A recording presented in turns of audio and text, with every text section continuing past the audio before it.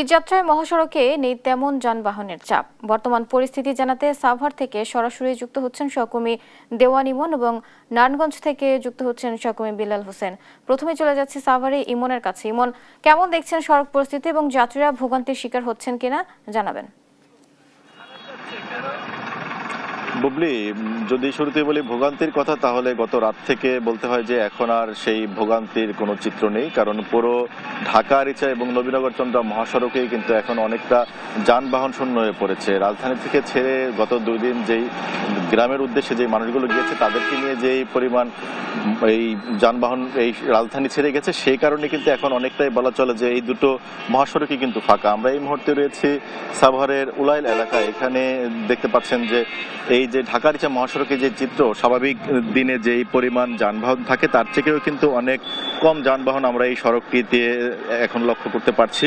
এবং এই চিত্রটি একই চিত্র আমরা দেখেছি সকাল থেকে নবীনগর চন্দ্রা মহাসড়ক, সেই সড়কেও কিন্তু তেমন কোনো যানবাহনের চাপ নেই। এবং বিভিন্ন স্টপেজে গতকাল রাত অবধি যে পরিমাণ যাত্রী দেখেছি যে তারা গ্রামের উদ্দেশ্যে যাওয়ার জন্য যে অপেক্ষা করছেন নির্দিষ্ট পরিবহনের জন্য, সেই অপেক্ষাটাও কিন্তু এখন আর কোথাও লক্ষ্য করা যাচ্ছে না।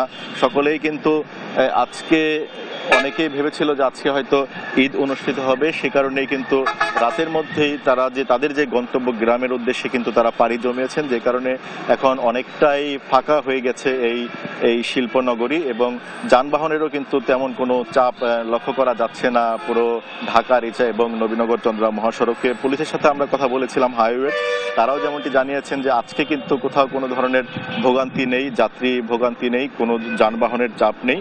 এবং যে সমস্ত গাড়িগুলো গাবতলী থেকে ছেড়ে এই দুটি মহাসড়ক দিয়ে উত্তরবঙ্গে এবং দক্ষিণ পশ্চিমাঞ্চলে যাচ্ছেন, সকলেই নির্বিঘ্নে যাচ্ছেন। এবং বেশিরভাগ গাড়িগুলো দেখতে পাচ্ছি যে তাদের যেই সিট সংখ্যা সেটি কিন্তু অধিকাংশ ক্ষেত্রেই তারা ফাঁকা নিয়ে কিন্তু তাদের যে গন্তব্য সেটি ছেড়ে যাচ্ছে। কিছু সংখ্যক পরিবহন যেগুলো চলছে সেগুলো স্বল্প দূরত্বের যে সমস্ত পরিবহনগুলো, সেগুলোই কিন্তু এই মহাসড়ক দিয়ে এখন আমরা দেখতে পাচ্ছি যে তারা কিন্তু তারাই কিন্তু চলাফেরা করছেন। তো এই ছিল আমার কাছে ঢাকা রিচা মহাসড়ক থেকে সাভারের সড়ক পরিস্থিতির খবর। এই বিষয়ে আরো তথ্য নিয়ে অপেক্ষা করছেন নারায়ণগঞ্জের সহকর্মী বিল্লাল, তার কাছে জানবো সেখানে কি চিত্র দেখছেন তিনি। বিল্লাল, জানাবেন নারায়ণগঞ্জের সড়ক পরিস্থিতির খবর। ইমন, ঢাকা চট্টগ্রাম সিলেট মহাসড়কের এই মুহূর্তের পরিস্থিতি, মানুষের চাপ অনেকটা কমেছে, যানবাহনের চাপও কমেছে। গতকাল রাত থেকে এবং আজকে সকাল পর্যন্ত দুটি মহাসড়কে লাখ লাখ মানুষের ঢল ছিল। একই অবস্থা ছিল গতকাল দিনভর এবং তার আগের দিনও, অর্থাৎ ঢাকা চট্টগ্রাম সিলেট মহাসড়ক হয়ে পূর্ব দক্ষিণ অঞ্চলের যে 18টি জেলার মানুষ আছেন তারা কিন্তু ঈদ যাত্রায় ঘরমুখ হয়েছেন পরিবার পরিজনের সঙ্গে ঈদ করতে। সাইনবোর্ড এলাকা থেকে যে সবচেয়ে জনবহুল বাস কাউন্টারগুলো রয়েছে সেই জায়গাতেই আমরা এখন আছি এবং আপনাদের একটু দেখানোর চেষ্টা করছি যে মানুষের চাপ কিন্তু আসলে এখন অনেকটা কমে এসেছে, যেটি স্বাভাবিকের তুলনায় আসলে কিছুটা বেশি। তবে বিকেলের পরে শেষ যে ঈদযাত্রায় মানুষের ভিড় সেটি হওয়ার সম্ভাবনা রয়েছে, পুলিশ এমনটাই ধারণা করছেন। তবে ঢাকা চট্টগ্রাম মহাসড়কে আজ কোথাও কোনো ধরনের যানজট নেই, গত 2 দিনও যানজট ছিল না। ঢাকা চট্টগ্রাম মহাসড়কে এবারের ঈদযাত্রায় স্বস্তি নিয়ে গাড়ির পথে রওনা হচ্ছেন এই পথের যাত্রীরা। তবে ঢাকা সিলেট মহাসড়কে গত 2 দিন যানবাহনের চাপে সেখানে ধীর গতিতে যান চলাচল করেছে। তার কারণ হচ্ছে সড়কটিতে চালান নির্মাণের কাজ চলছিল, সে কারণে বেশ কিছু জায়গাতে এই সড়কে সরু, ফলে তার উপর দিয়ে আবার কিছু যানবাহন থামিয়ে রেখেছে।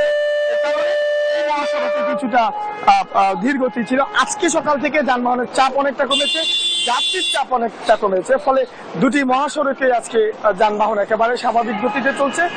জানিয়ে রাখতে চাই ইমন, ঢাকা চট্টগ্রাম মহাসড়কের যে সকল ঝুঁকিপূর্ণ জায়গাগুলো রয়েছে সেখানে কিন্তু আজও পুলিশ সদস্যরা কাজ করছেন এবং সিলেট মহাসড়কেও সব মিলিয়ে বলা যায় যে ঈদযাত্রা কিছুটা স্বস্তি হয়েছে যাত্রীদের জন্য। তবে যেটি আসলে যাত্রীরা বারবারই বলে আসছিলেন, এবার কিন্তু ভাড়া কিন্তু তাদের কাছ থেকে ঠিক একইভাবে আগের ঈদগুলোতে যেমন বাড়তি ভাড়া নেওয়া হতো এবারে কিন্তু তেমনটাই নেওয়া হয়েছে। গতকাল এবং পরশু 2 দিন যাত্রীদের কাছ থেকে অতিরিক্ত বাড়তি ভাড়া নেওয়া হয়েছে। তবে জেলা প্রশাসনের নির্বাহী ম্যাজিস্ট্রেট মাঠে রয়েছে এমনটাও কিন্তু ডিসি আমাদেরকে জানিয়েছেন। এই হচ্ছে আমার কাছে 2 মহাসড়ক সবশেষ। ফিরে যাবে স্টুডিওতে।